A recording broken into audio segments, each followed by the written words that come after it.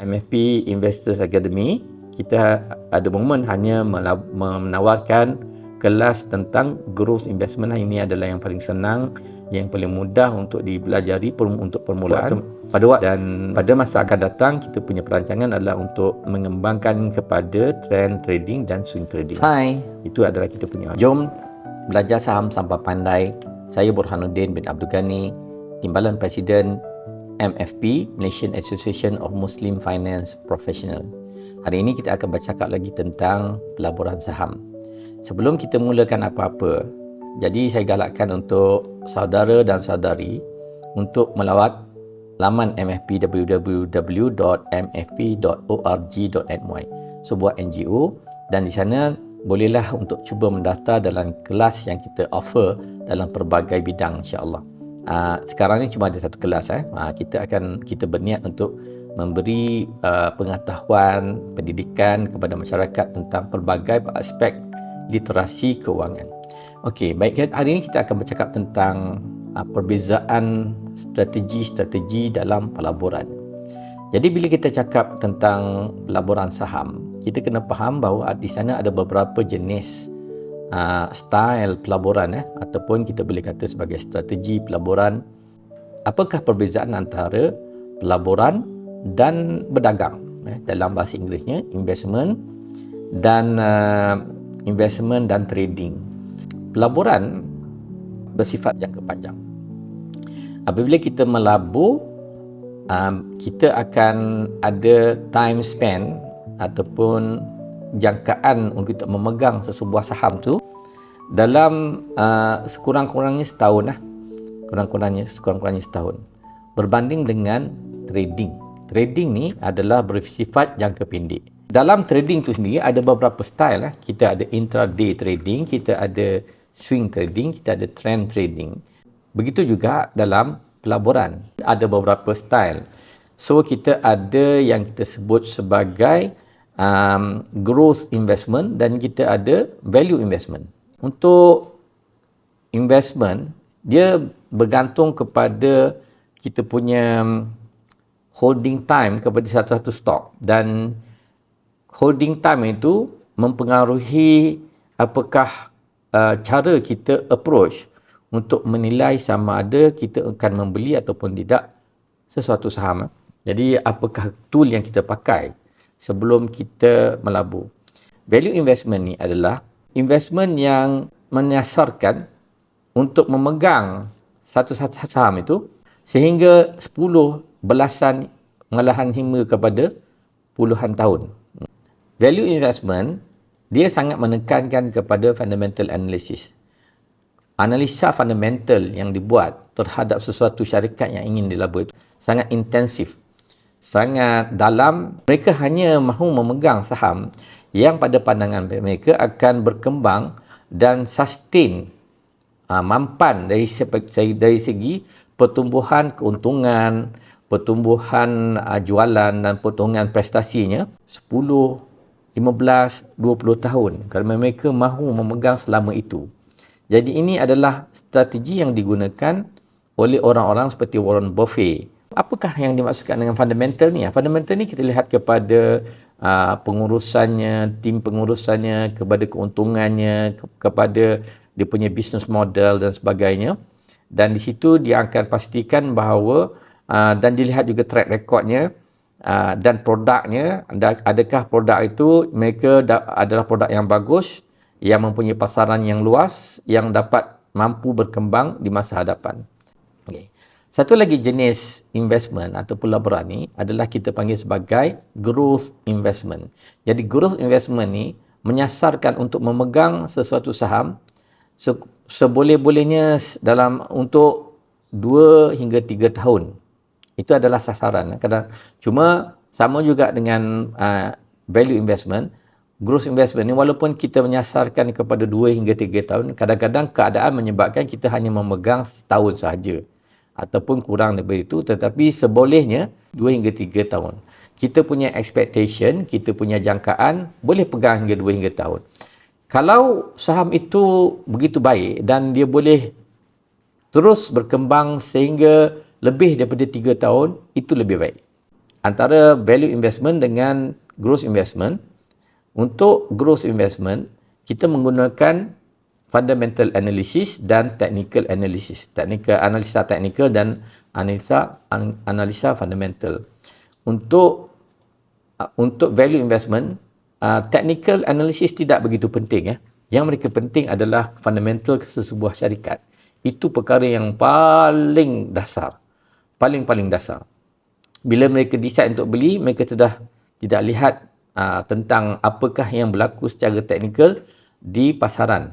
Mungkin ada pakai sikit, tapi tidaklah begitu penting. Tapi untuk growth investment, fundamental analysis penting kerana kita nak pastikan bahawa syarikat itu dapat berkembang sehingga 2 hingga 3 tahun ke hadapan.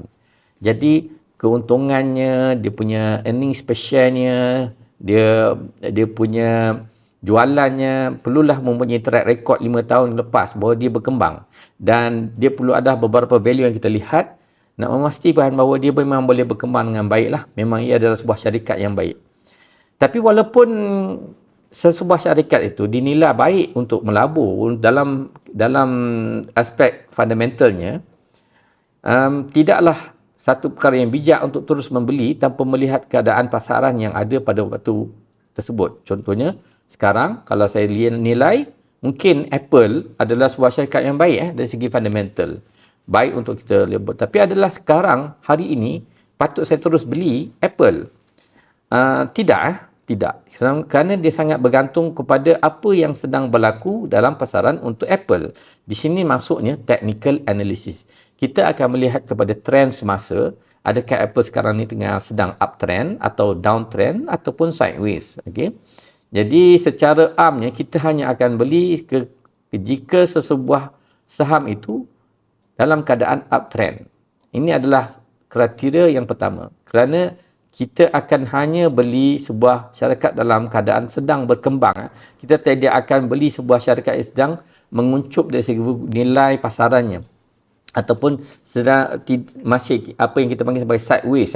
Tidak naik dan tidak turun. Dia sedang fluctuate dalam range yang tertentu.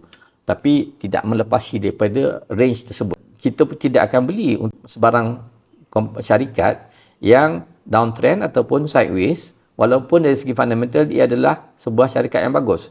Kita hanya akan membeli saham tersebut apabila berlakunya growth dan kita mengharapkan growth itu boleh kekal, boleh sustain, boleh lasting sampai 1, 2 dan 3 tahun. Itu yang terbaik. Trend trading ni hampir sama dengan growth investment. Apa-apa pun syarikat yang kita labur, fundamentalnya kena bagus. Cuma untuk trend trading berbanding dengan growth investment, adalah perkara-perkara dalam fundamental itu kalau kurang cantik tapi overallnya masih bagus, kita masih boleh untuk melabur. Dia tidak perlu begitu perfect dari segi fundamental. Dan sama juga, kita akan hanya melabur harganya dalam keadaan uptrend. Kita tidak akan beli dalam sebuah syarikat yang sedang downtrend ataupun sideways. Dan kita expect untuk dia boleh last. Dia boleh kekal menaik uptrend dalam masa 7 hingga 8 bulan. Itu dia punya target sebaiknya. Okay? Kalau lebih pada itu, lagi bagus. Kadang-kadang kurang bergantung. Tidak ada siapa pun di dalam pasaran saham dengan pastinya bahawa sesuatu saham itu akan terus naik walau bagaimana baik pun keadaan fundamental. Kerana pasaran saham ni memang uncertain. Jadi berlakunya volatility dan antara strategi yang pelaburan ialah bagaimana untuk menguruskan volatility tersebut. Menguruskan risiko dan menguruskan uncertainty. Untuk growth investment, kita cuma perlu melihat kepada pasaran saham dalam sebulan sekali. Sebulan sekali. Kita tidak perlu lihat pasaran saham itu setiap hari. Itu bukan cara investment untuk growth investment. Sebulan sekali sudah mencukupi sebenarnya. Mungkin ada yang nak lihat untuk seminggu sekali, boleh. Tapi once kita dah in position, maksud in position maknanya kita sudah ada memegang saham sebuah syarikat tu. Bila kita dah ada pegangan dalam sebuah syarikat atau dalam bahasa pelaburannya, kita already in position, kita hanya perlu melihat kepada pasaran saham sebulan sekali sahaja. Berbanding dengan trend trading ni normally kita akan lihat seminggu sekali ataupun mungkin kerap sedikit, tapi sepatutnya seminggu sekali sudah mencukupi. Sebaiknya kalau saudara-saudara ingin mendalami dengan baik tentang pelaburan saham ni, bolehlah masuk kepada kelas yang dianjurkan oleh MFP dan masuk ke dalam kita punya akademi, akademi pelabur MFP ya. Macam mana nak jadi ahli akademi, masuk kelas. Bolehlah kita belajar dan kita boleh buat coaching dengan baik. Dan kita pun ada dalam kita punya team mereka yang ada qualification ataupun lesen dalam pelaburan saham ni ya. Kemudian kita ada swing trading. Swing trading ni adalah jual beli saham yang berlaku dalam masa 1 minggu hingga 1 bulan. Itu dia punya range pegangan. Maksudnya, apabila kita beli sesuatu saham, kita akan expect kita boleh jual dalam masa seminggu sehingga maksimum sebulan. Kalau lebih pada sebulan, normally kita akan just jual lah. Tak kira lah keuntungan banyak mana. Jadi, untuk swing trading ni, kita menggunakan daily chart untuk swing trading. Kita punya expectation untuk memegang saham tu hanyalah antara seminggu hingga sebulan. Kita hanya melabur dalam saham yang sedang sideways ataupun uptrend. So uptrend boleh, sideways pun boleh. Maknanya kita akan cuba dapatkan harga pada ketika dia sedang turun sedikit dan kita akan expect untuk dia naik balik dalam julatnya itu, dalam range-nya itu.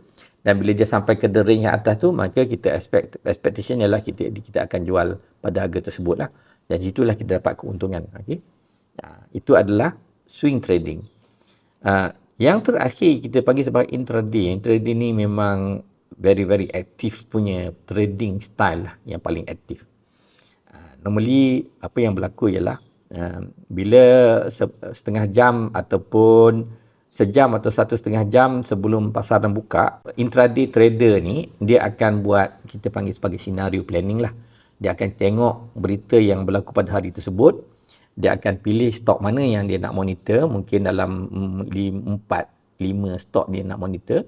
Kemudian dia akan buat scenario planning lah, kalau berlaku begini dan berlaku begini, apa dia punya strategi. So bila pasaran buka, berdasarkan pada dia punya scenario planning, dia akan lihat apa yang berlaku. Mungkin 15 minit pertama, setengah jam pertama, dia lihat kepada macam mana trend keadaan harga bergerak pada hari tersebut. Dia mungkin mengambil keputusan untuk tak buat apa-apa pun. Maksudnya hari itu tak ada trading, tak ada tempat masa yang sesuai. Tapi kalau keadaan baik dan kena dengan dia punya scenario planning, maka dia akan beli dalam masa 1 jam hingga 2 jam. Di akhir 1 atau 2 jam, pada waktu itu dia boleh jual. Ataupun kalau objektif sudah tercapai untuk waktu itu, dia jual. Intraday trading ni dia tidak akan memegang saham overnight. Apabila pasaran buka pada hari tersebut, dia akan buat keputusan untuk beli, dan bila dia beli dalam masa 2 jam ataupun kurang, okay, dia akan jual. Kerana kebanyakan daripada keuntungan ataupun kerugian pada hari tersebut banyak berlaku dalam masa 2 jam pertama ketika pasaran buka. Sekian dulu dari saya. Belajar saham sampai pandai dan layari www.mfp.org.my dan daftar dalam kelas kami untuk yang akan datang, insya-Allah. Assalamualaikum warahmatullahi wabarakatuh.